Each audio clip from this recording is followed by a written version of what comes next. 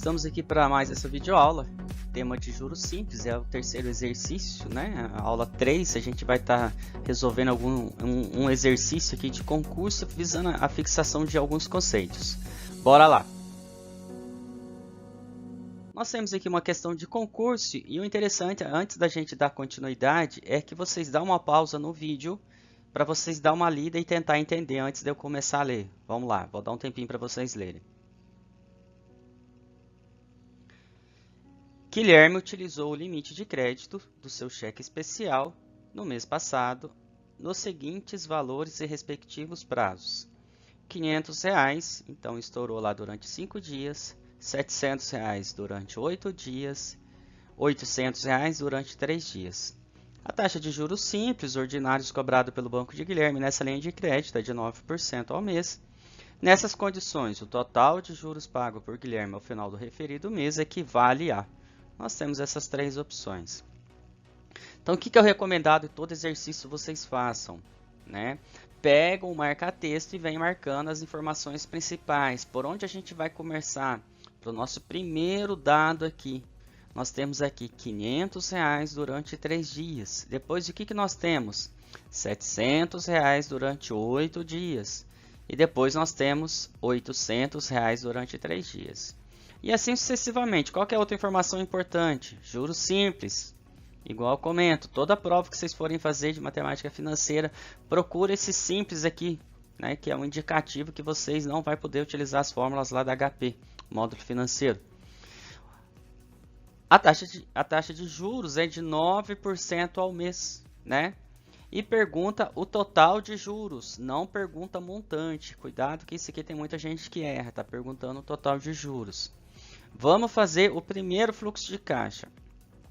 Então, na verdade, é uma dívida, né? Se ele vai dever mais do que ele já ultrapassou o período, vamos supor que isso seja um empréstimo durante 5 dias. Se é empréstimo, vai entrar na carteira e daqui 5 dias a gente vai ter que pagar. Observe que são 5 dias o primeiro. Então, aqui seria um empréstimo, né? Que ele vai ter que pagar depois, que ele está devendo. Certo? E qual que é esse capital? Qual que é esse valor que está ali? Qual que é o nosso valor presente? É 500, certo? Depois nós temos que vai pagar os 500 e vai ter os juros, certo? Então, como é que a gente vai calcular esses juros? Daqui a pouco a gente vê.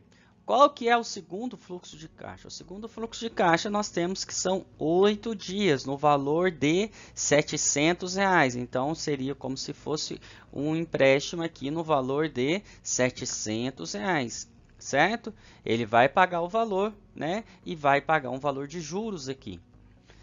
Mesma coisa para o outro caso, 800 durante 3 dias, né? Então, veja que nós temos 3 dias.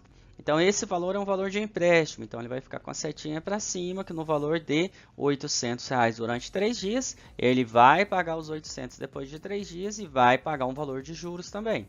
Perfeito? Tudo isso relacionado a uma taxa de juros. Observem sempre que é muito importante que vocês coloquem o valor da taxa nas anotações de vocês perto do fluxo de caixa, principalmente do período. Por quê?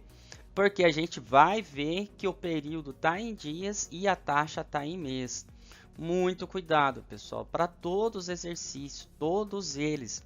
Né? Não existe uma regra. A regra única básica que existe no meu ponto de vista, é que vocês colocam essas taxas perto e analisem ela muito bem para que ela esteja no mesmo período, no referido período. Né? Ou leva a taxa para o dia, ou leva o dia aqui para o mês, mas as duas tem que ficar tudo junto, perfeito? Isso vale tanto para juros simples, tanto para juros compostos, só que juros compostos a gente não pode fazer aquela famosa regra de 3 simples que a gente faz, perfeitamente? Bora lá! Esse aqui é o nosso primeiro fluxo de caixa, né? Que é o nosso primeiro fluxo de caixa, que é esse que está aqui em cima, que é o primeiro enunciado que está aqui em cima, certo? Agora, o que a gente vai fazer aqui? Né? A gente vai calcular os juros. Veja que está perguntando só o valor dos juros. Só esse valor de juros. Então, agora fica mais fácil para a gente fazer, igual os outros exercícios que nós já fizemos, lá em juros. Juros é igual ao capital, vezes a taxa, vezes o período. Quanto que é o nosso capital? Nosso capital está aqui. Quanto que é a nossa taxa? 9% ao mês. quanto que é o período em dias? É 5, mas tá em, como é que a gente vai fazer? Então, olha, observe muito bem, a nossa taxa, ela foi dividida, né, por 100, porque no juro simples sempre trabalha na forma unitária. O nosso período ele foi dividido por 30, uma regra de 3 simples. Por quê? Porque o nosso período aqui está em dias. Então, um mês está em 30 dias. Então, 5 a gente divide por 30. E com isso a gente chega no resultado. E assim por diante. O próximo fluxo de caixa é 700. Então, nós temos 700 durante 8 dias. A gente vai calcular os juros. É a mesma fórmula, capital 700, a taxa é a mesma, o período é 8. Né? Tudo igual. Então, a gente vai calcular, vai chegar nesse valor. Vocês façam aí na HP, na sua calculadora aí. Observe que aqui nós temos 8 dias que é relacionado a esse fluxo de caixa. Certo? Depois nós temos R$800 durante 3 dias, é o que nós temos aqui. Então, vai ser 800, a taxa, o nosso período de 3, dividido por 30. Então, assim, a gente vai chegar no valor de 7,20.